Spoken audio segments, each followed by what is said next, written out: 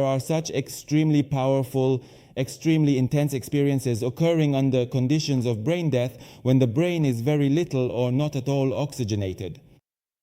And so, of course, I will ask each of you, but first and foremost, you, doctors, how can such experiences be explained, at least to some extent? I have to admit that it happened to me once during my first year of residency, that during one of the surgeries I attended, we had a patient who went into arrest, cardiorespiratory arrest on the operating table. She came in perfectly healthy with no problems at all. The moment the lead surgeon made the incision, the patient went into arrest. Cardiorespiratory arrest?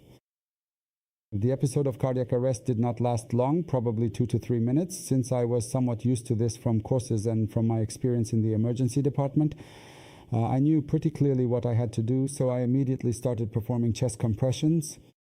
No matter what else is happening, even a person with the lowest intelligence can perform chest compressions. There is absolutely no problem for anyone to do it. And a day later, when we went on rounds, the patient had fully recovered. And she told me, "I want to thank you for saving me."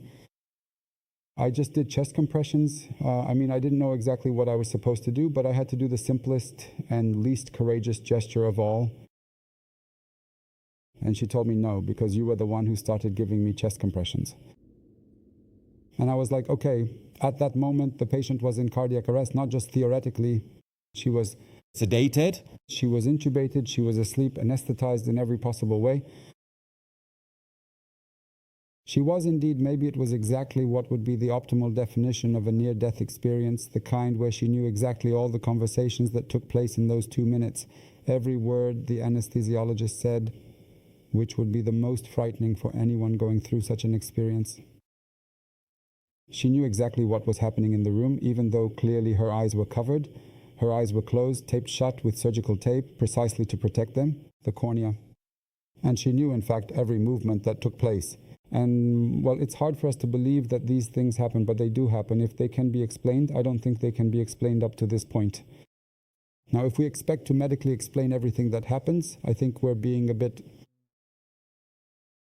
No, on the other hand, of course, I think there is the temptation, not the tendency, the temptation to look for an explanation, because we're not talking about just anything here.